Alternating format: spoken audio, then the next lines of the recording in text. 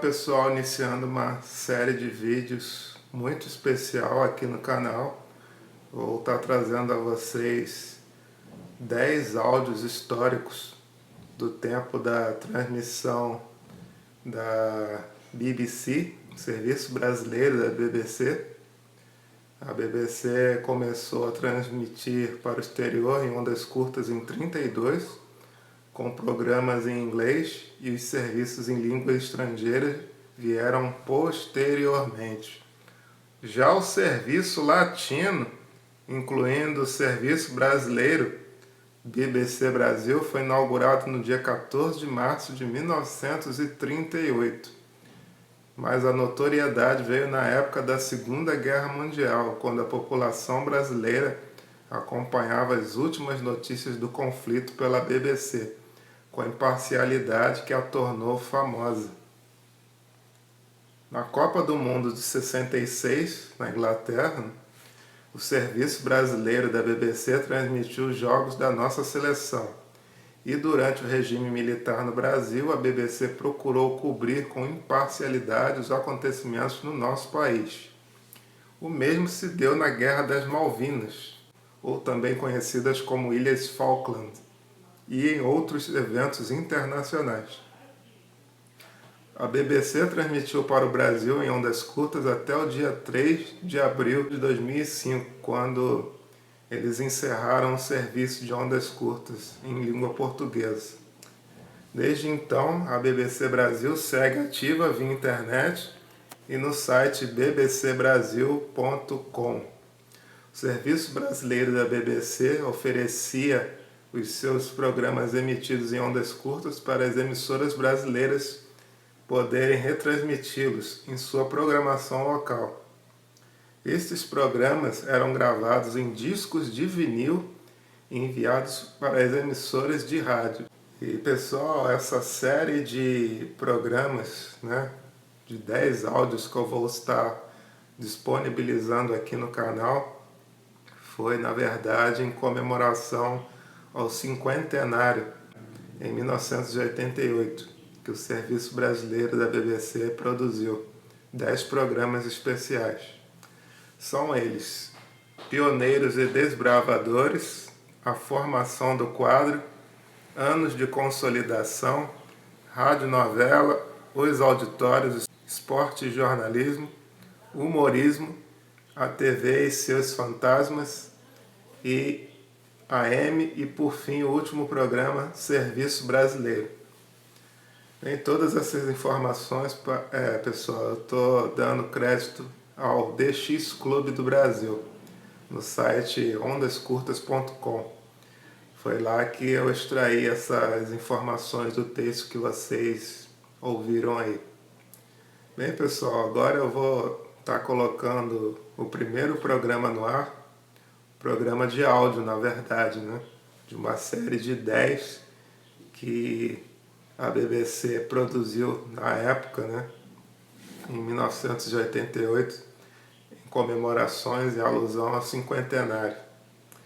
Bem, fiquem aí com este maravilhoso material, o primeiro de 10 programas.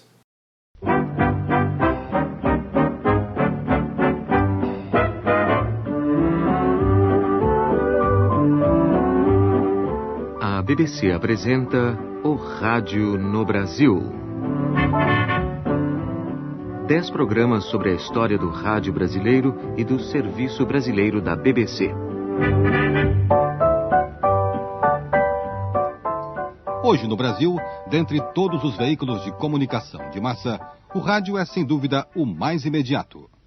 Mas, para chegar até os dias de hoje, muita coisa aconteceu. E não poderíamos deixar de lembrar nesta série que se inicia dos pioneiros que trouxeram para o Brasil o veículo de comunicação sem fio. Homens que transformaram um sonho longínquo em pura realidade. E é justamente por aí que começamos, falando do início do rádio brasileiro, falando sobretudo dos seus pioneiros e desbravadores.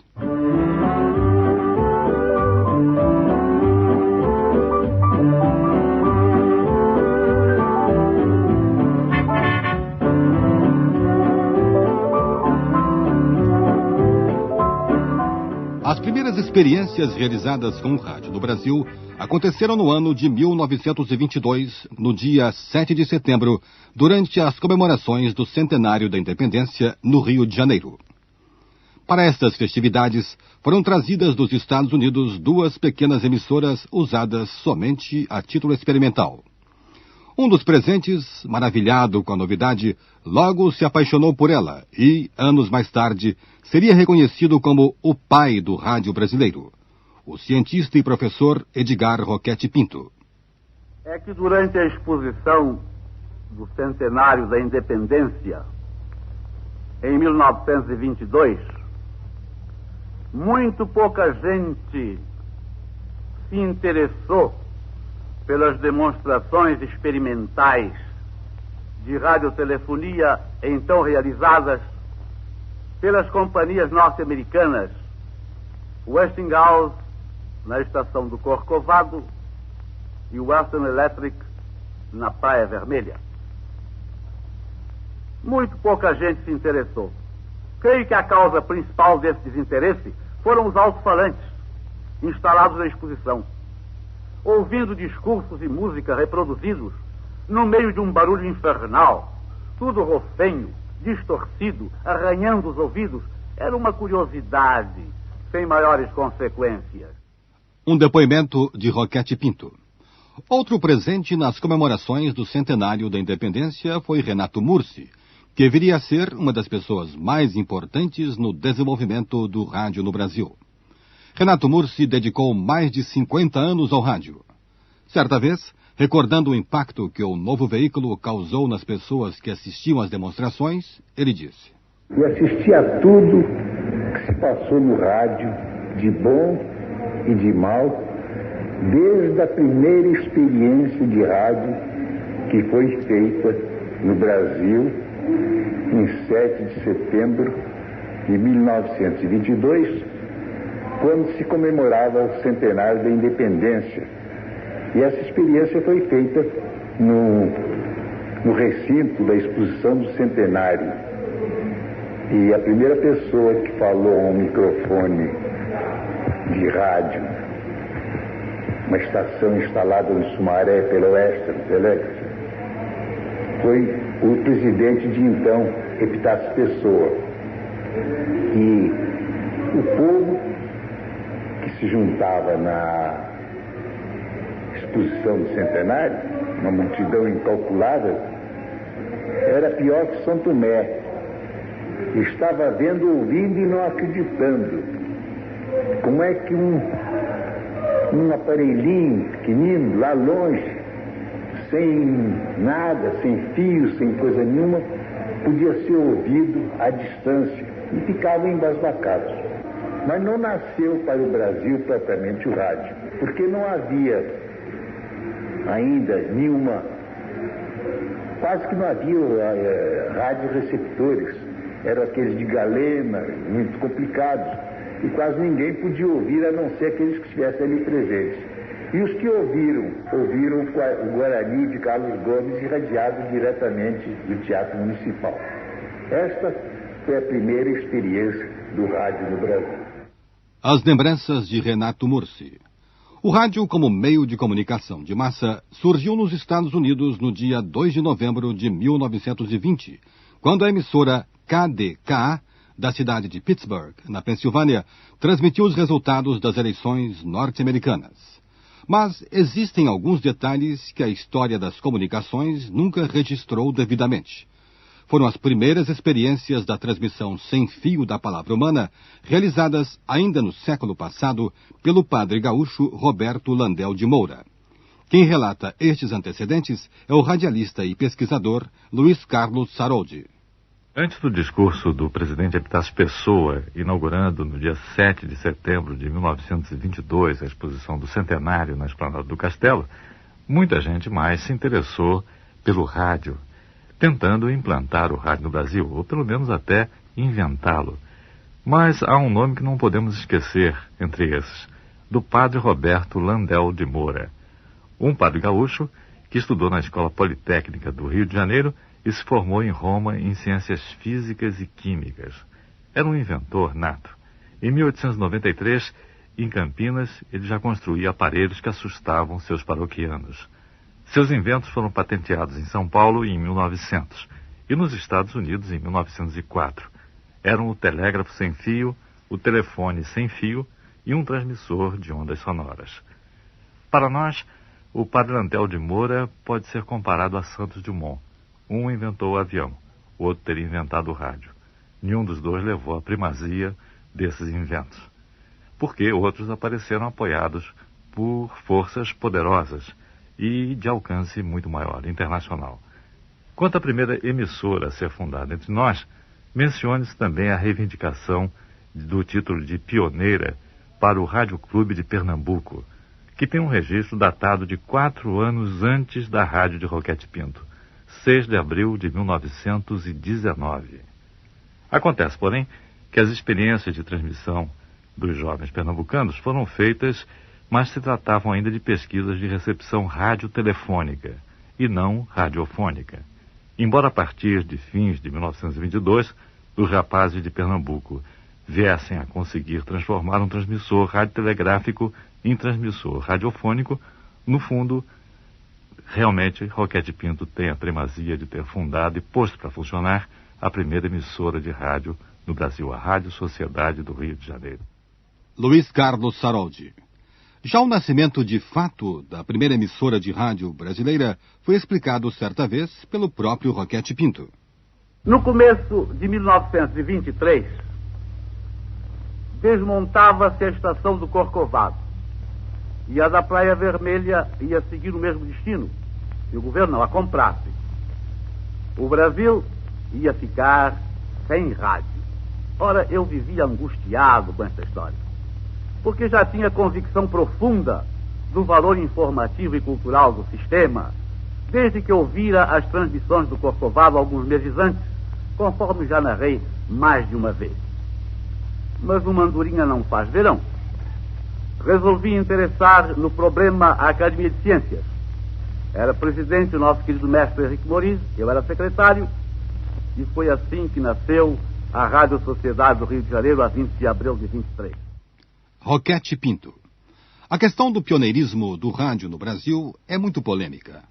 A Rádio Clube de Pernambuco reivindica para si a primazia de ter sido a primeira emissora do país. No entanto, Renato Mursi aceitava a tese de Saroldi sobre a primeira emissora de rádio brasileira. Pernambucanos, de muito valor no pioneirismo do rádio, eles reivindicavam para si a primazia de ter lançado o rádio no Brasil.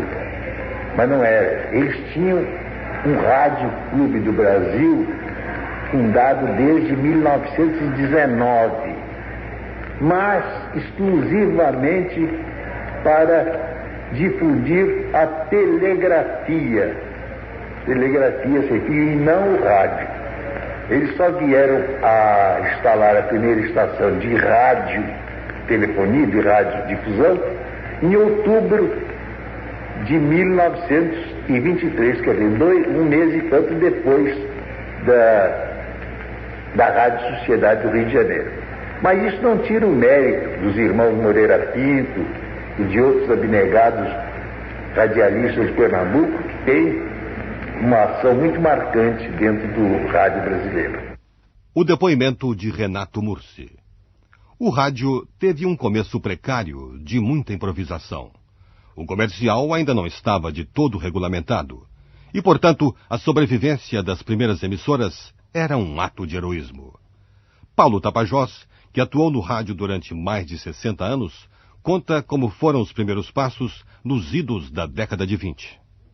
O rádio, naquele tempo, era uma coisa muito amadorista, mas muito mesmo. Você vê pelo nome, Rádio Sociedade do Rio de Janeiro, era uma sociedade, era um grupo de amigos que pagavam uma determinada importância para a manutenção da rádio. Além disso, além desses amigos, havia algumas firmas comerciais.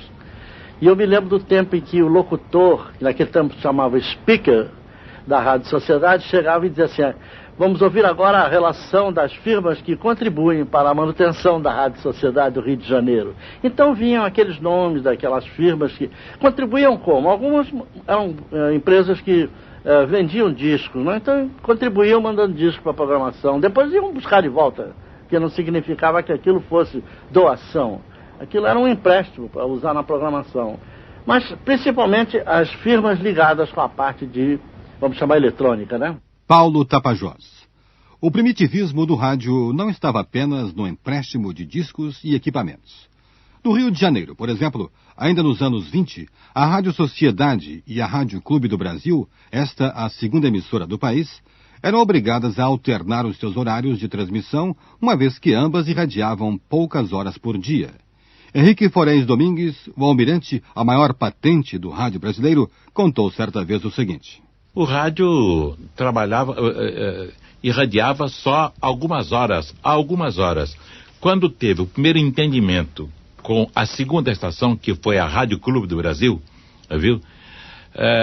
Então, as duas, tanto Rádio Sociedade e Rádio Clube, imaginando que eles não tinham bom contato perfeito, então combinaram o seguinte: um irradiava só nas segundas, quartas e sextas, e outro nas terças, quintas e sábados. No domingo não tinha rádio. E era só algumas horas. Evidente, com o tempo, foi aumentando. DRKK, Rádio Necessidade do Rio de Janeiro. 18 horas no relógio chaveco de um guarda noturno.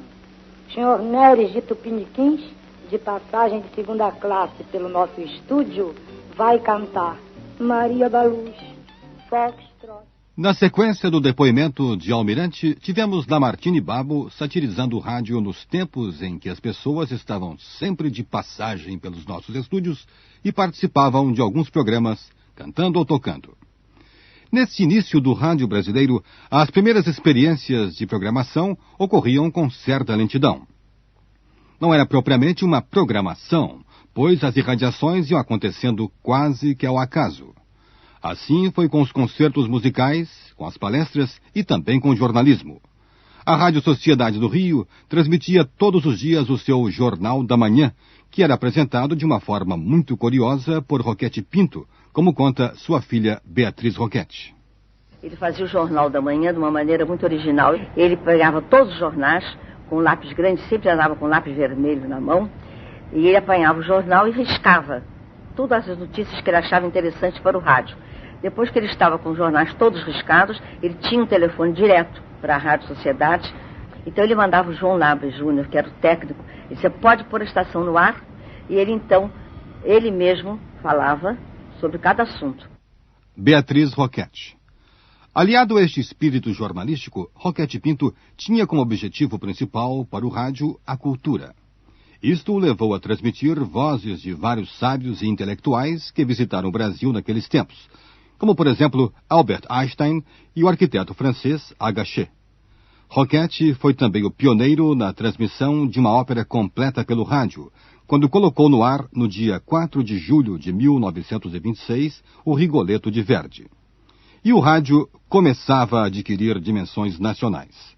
No dia 6 de junho de 1925, foi ao ar pela primeira vez uma estação de rádio do interior do Brasil, a Rádio Pelotense, do Rio Grande do Sul. A Rádio Pelotense é reconhecida como a terceira emissora do Brasil. Ainda nos anos 20, São Paulo conheceria suas primeiras emissoras: Rádio Educadora Paulista, Rádio São Paulo, que só entraria no ar normalmente 10 anos depois, em 1935, e a Rádio Cruzeiro do Sul. E logo no começo da década seguinte, São Paulo teria uma nova emissora que daria aos seus ouvintes muitos momentos de alegria. Nasceu a 11 de junho de 1931 a Sociedade Rádio Record, e quem fala desse nascimento é o seu próprio criador, Paulo Machado de Carvalho.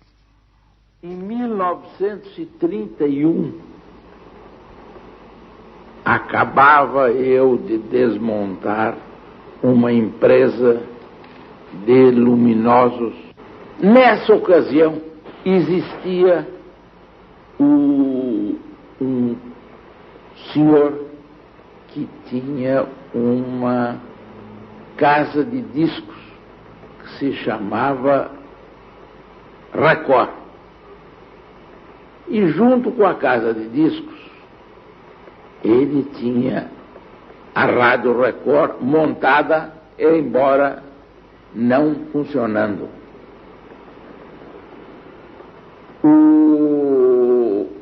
Esse senhor era o senhor Álvaro Liberato de Macedo.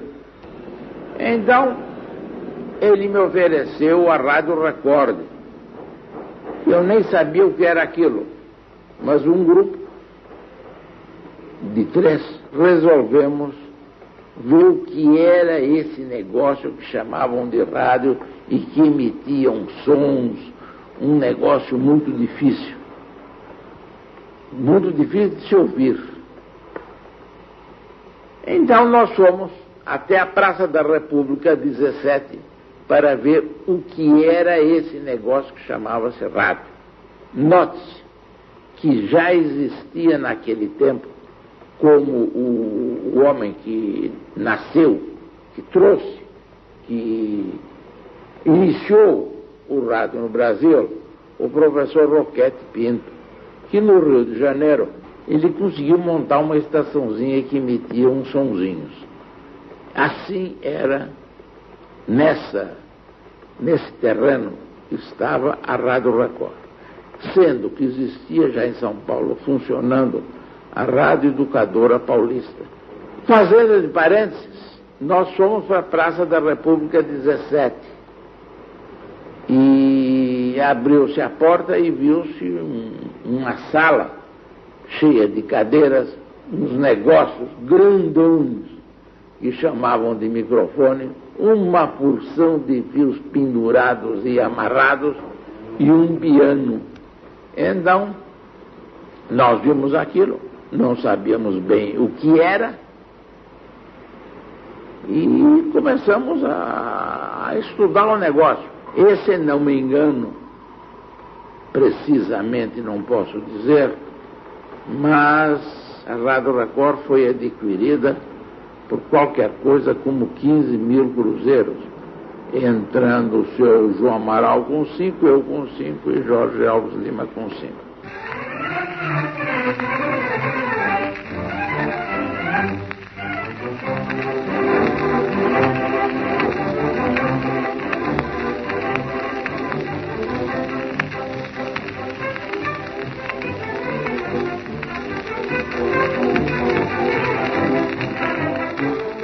Logo depois, das palavras de Paulo Machado de Carvalho, um trecho da música utilizada na primeira transmissão experimental da Record. Nesse início, os homens ligados ao rádio geralmente eram também ligados à cultura. Para se ter uma ideia de quem eram essas pessoas, o capitão Furtado, também conhecido como Ariovaldo Pires, conta quem atuava na Rádio Educadora Paulista. Em 29, quando fui registrado para o nascimento da Rádio Cruzeiro do Sul, que era PRAO, depois ficou PRB6, mais tarde emissora de Piratininga. Basta ver que um dos redatores era Guilherme de Almeida, outro era Minotes de Alpíquia. Compositores eram Marcelo Tupinambá, que era um engenheiro, Dr. Fernando Lobo. Um dos locutores era o médico, Dr. Mário Ferraz Sampaio. E, enfim, o nível do rádio naquele tempo, eu até nem sei como é que eu entrei, porque era um pessoal tão de elite que a minha entrada foi uma zebra. Ariovaldo Pires, ou Capitão Furtado. Se o rádio brasileiro viveu vários anos de quase amadorismo, um dos motivos era a necessidade que as emissoras tinham de sobreviver com o pagamento das mensalidades dos sócios, coisa que raramente acontecia, e principalmente com o capital dos seus proprietários. Mas, no começo dos anos 30, o presidente da República, Getúlio Vargas, legalizou a comercialização do rádio. Com a publicidade paga, começaram a aparecer os recursos financeiros que possibilitaram novos progressos. As emissoras podiam contar agora com a maior participação de cantores e músicos, já que havia a possibilidade do pagamento de melhores cachês. Surgiram então os primeiros programas especificamente comerciais que iriam modificar em pouco tempo os rumos seguidos pelo rádio durante os anos 20. Quem nos fala dessa época é, mais uma vez, Paulo Tapajós. Primeiros programas de montagem comercial, o primeiro que eu me lembro, e que foi um grande sucesso no Rio de Janeiro, aconteceu na Rádio Marique Veiga. Naquele tempo chamava-se Rádio Sociedade Marique Veiga. Foi o esplêndido programa de um radialista chamado Valdo Abreu. O Valdo Abreu tinha uma particularidade incrível, porque ele improvisava anúncios ao microfone com uma arte, uma graça. Era tão gostoso a gente ouvir o Valdo chegar e improvisar um anúncio em torno de uma firma qualquer. Acontece que era um programa tipo esse que hoje em dia existe, do Silvio Santos, começa de manhã e acaba de noite. O do Valdo Abreu era uma coisa assim também. Começava de manhã, acabava quando era possível acabar, quando ele já tinha esgotado tudo, todos os artistas já tinham passado pelo microfone. E que artistas? Os grandes nomes da época. No programa do Valdo Abreu você encontrava o Chico Alves, a Carmen Miranda, o Ari Barroso, o Silvio Caldas, o Patrício Teixeira, o Gastão Formenti, as grandes figuras do rádio, da música popular daquele tempo, que iam lá ganhar o seu cachezinho. Depois do Valdo Abreu surgiu um outro programa comercial de enorme interesse, que inclusive desbancou o Valdo Abreu. Quer dizer, o Valdo Abreu é o esplêndido programa, que era o nome do programa, que foi o programa Cazé. Paulo Tapajós. Ademar Cazé é um pernambucano que foi para o Rio de Janeiro tentar a vida ainda nos anos 20. Ele fez de tudo um pouco até chegar ao rádio. Houve um período aí que eu comecei a vender rádio, compreendeu? Para ganhar a vida, compreendeu? De modo que havia a Philips havia lançado um aparelho, uma caixa retangular, compreendeu? Com um alto-falante feito um chapéu japonês, com 2 cavaletezinhos, de modo que o sujeito saía com aquele fio muito comprido, botava na cozinha. Eu achei interessante aquele negócio, comecei a vender o rádio. Daí me deram uns prospectos e eu fui por aí, né? E eu sei que no fim de 3 meses eu tinha vendido o rádio, esse disco, eu não posso calcular. A ponto o gerente da Philips do Brasil queria me conhecer. Eu fui lá falar com ele. Ademar Cazé. A partir de 1930, com a publicidade autorizada no rádio, muita gente viu no novo veículo um bom caminho para os seus negócios. Assim, em 31, no Rio de Janeiro, era instalada a Rádio Philips do Brasil, com o claro intuito de divulgar os aparelhos de rádio produzidos pela empresa do mesmo nome e dona da emissora.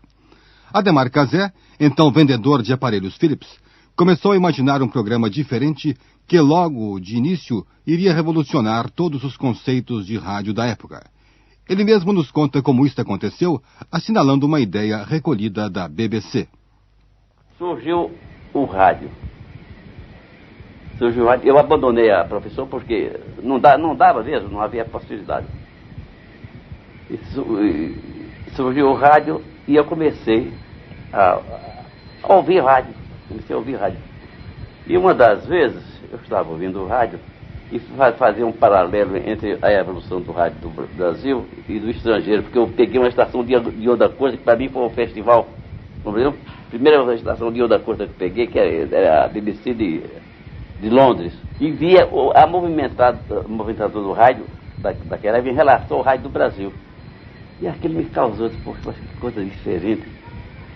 E aqui no Brasil, por exemplo, o sujeito, para conseguir, para ouvir estação, o sujeito chegava, por exemplo, o locutor dizia assim: bom, meus amigos, agora vamos apresentar a dona fulana de tal, que vai recitar uma poesia, não sei de quem, dá um autor qualquer. E ela recitava a poesia. Depois fazia um intervalo, mas um intervalo longo, mas muito longo. E ficava aquele zoom no rádio, sabe? Aquele bem essa coisa. Como é? Esse negócio funciona ou não funciona? E um dia a Marique Veiga botou um programa no ar, um programa popular, de mais movimento, compreendeu? Eu disse, olha, o negócio está melhorando. Mas para fazer aquele vácuo, tal, lá. Então eu tive a ideia, ouvi esse programa, vi o movimento e resolvi loucamente fazer um programa desse gênero. Nisso a estação, o Philips tinha botado uma estação, Rádio Philips do Brasil, e essa estação era para fazer promoção dos artigos da Philips. Falei com o Dr. Augusto Viziano de Borges, que era E contei da minha pretensão. Ele disse, você está maluco, rapaz? Não fazer programa de... arranjar anúncios para a rádio dessa ocasião. Vamos experimentar? Bom, o trabalho é seu, alugou a estação. Vamos fazer um programa popular de 8 às 10 horas e o outro programa clássico de 10 horas à meia-noite. Tá bem? Então, quanto ao elenco e tal, eu tinha um capitalzinho, já ganhei pelo rádio, umas economias. E essas economias foram gastas no programa caseiro. O primeiro programa, a parte popular, compreendeu? Não, foi movimentada. Foi muito movimentada, porque era Silvio Caldas, Francisco Alves, Camilo Miranda, quer dizer, a nata da Patrícia Teixeira, não é? O Custódio Mesquita, João Pedro de Barros, Luiz Barbosa. Mas foi um programa que um barulho, batucada, isso aqui, aquele outro, e o negócio foi embora.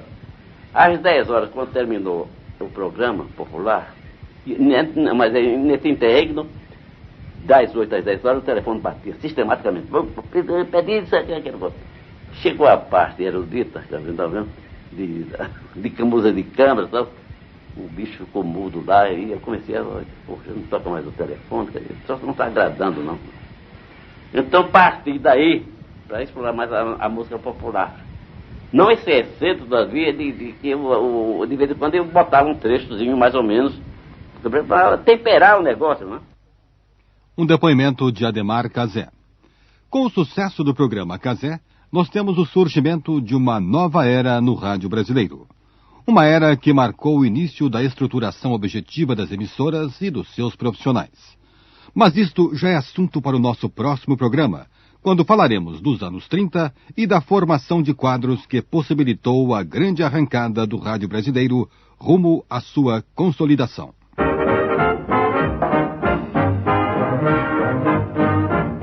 O rádio no Brasil. Texto e pesquisa de Valvênio Martins. Narração Jader de Oliveira. Roteiro Luiz Carlos Saroldi. Produção Luiz Alfredo Ablitzel. Uma série do Serviço Brasileiro da BBC.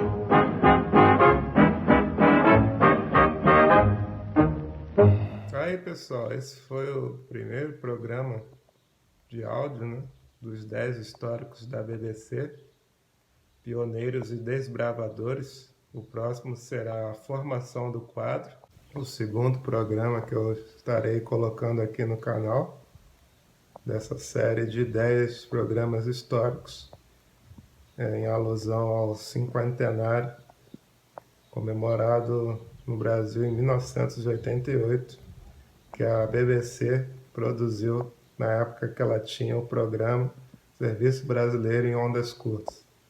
Espero que vocês tenham gostado desse material maravilhoso aí, né? Histórico. 2022 comemora-se os 100 anos do rádio no Brasil, né? E esse material aqui que eu estou disponibilizando para vocês vem bem a calhar, né? Bem, é isso aí, pessoal. Deixem seu like aí e comentários a respeito deste conteúdo, né? E recomende o canal a amigos e familiares, tá certo? Até o próximo programa, então. Formação do quadro, segundo de 10 da BBC. Tchau, tchau, pessoal. Até o próximo vídeo.